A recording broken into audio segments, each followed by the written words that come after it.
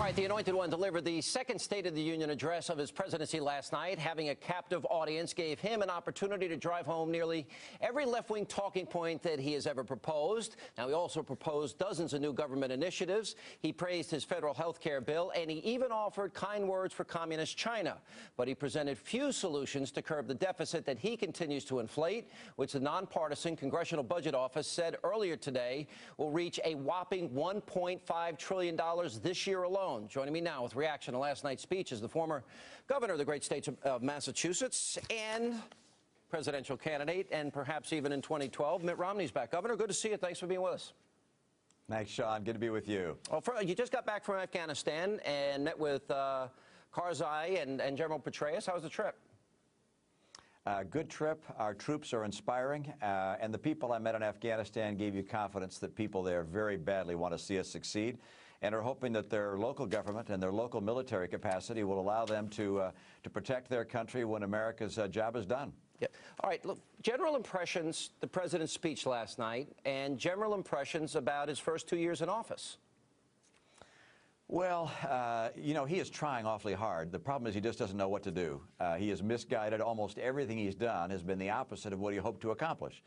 And last night, really what he needed to do was to speak to two very big concerns that are on the minds of a lot of Americans. One is he going to get more jobs in this country? Is he going to find a way to have paychecks in people's hands at the end of the week?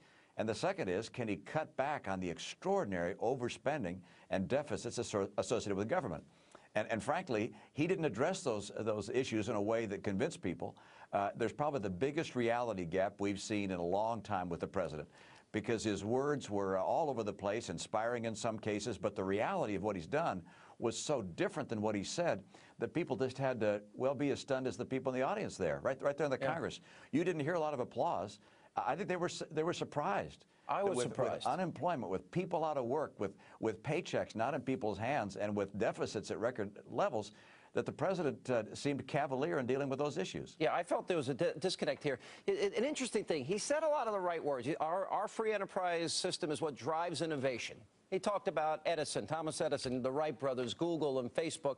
Then he goes on to describe a story how through a government loan, this company was able to reinvest itself, building new technology, et cetera, et cetera. And then he said, we need to get behind this innovation. We need to help pay for it. I didn't know the Wright brothers, Google, Facebook, and Thomas Edison had, you know, the government assistance as they went out to create and build a better America. Sean, his economic education was very small in the first place and has not been complete. He starts off by saying the right things, as you indicate. His vision for an America which is the most attractive place for business in the world, where innovation powers our economy. Those things are absolutely right. But then when he talks about what he'd do to try and accomplish that vision, he's completely wrong. He doesn't understand that the entrepreneurial spirit of free men and women, unfettered from an excessive government regulatory and taxation environment, is the right way to create jobs and to build the new enterprises that, frankly, have powered us in the past and can power us in the future. So, you know, it's sad to watch in some respects, because obviously we care very deeply what's happening with the country. We want people to get back to work. But he just doesn't know what the right things are that he's got to do to make that happen. He's really put in place over the last 2 years about the most anti-investment, anti-business, anti-jobs regimen we've seen probably in the last couple of decades. Yeah, I just mentioned CBO numbers come out, and for the year 2011, we're going to have $1.5 trillion deficit. That's on top of the $3.4 trillion he's assumed or created since he's been president. The housing collapse we have has now set a new record, a 47-year record in the country right now. There was an AP article, The Hill came out with this. His spending binge has American debt in a free fall. We've accumulated $1 trillion in new debt just in the last 7 months. How do you stop this? And is repealing Obamacare, does that got to be at the top of the list? Oh, sure. A huge new spending entitlement for the federal government is absolutely the wrong idea. And his idea of running spending up to the highest level in American history and then saying, why don't we freeze it there? It's almost laughable, given the scale of the challenges we face. But you have to cry instead when you think of all the people that are suffering because of it.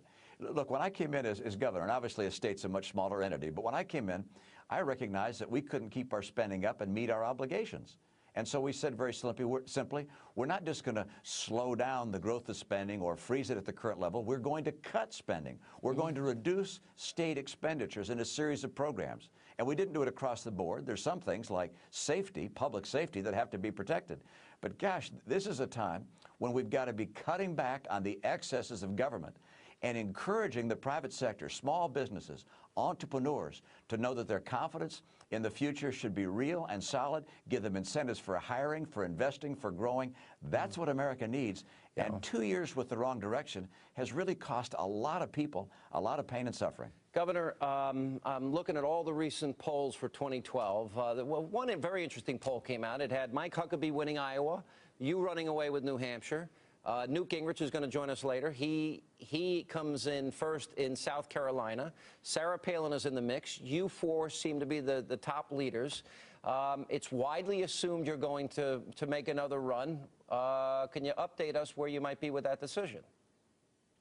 You know, no decision at this point, Sean. No announcement to make. We'll give that some thought, obviously, and we're doing the things we need to keep in the public eye and make sure that we're hearing from people about the concerns that they have. But we haven't made a decision at this point, and my guess is the other folks you mentioned haven't either, and yet we're all doing the things we need to do to keep the option open. Governor, do you have a time frame for a decision, and what are your top considerations?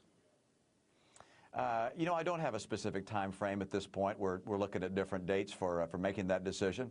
But obviously, from my standpoint, the concern is getting the economy going again. You know, I don't know who all is going to get in the race, but I do believe that it would be helpful if at least one of the people who's running in the Republican field had extensive experience in the private sector, in small business, in big business, working with the economy. Because frankly, not just solving the near-term problems of unemployment, people not getting checks, is going to require someone with that experience, but also long-term. We've got to have a strong economic foundation to make sure that we can stay ahead of the challenges we face, like a growing China and a militarily aggressive China. We're going to have to stay so far ahead that no one ever questions the capacity of America to stand by the forces of freedom in the world. All right, Governor, good to see you again. Thank you so much for being with us. We really appreciate it. Thanks, Sean. Good to be with you. All right, and coming up tonight, we have a busy night. More reaction.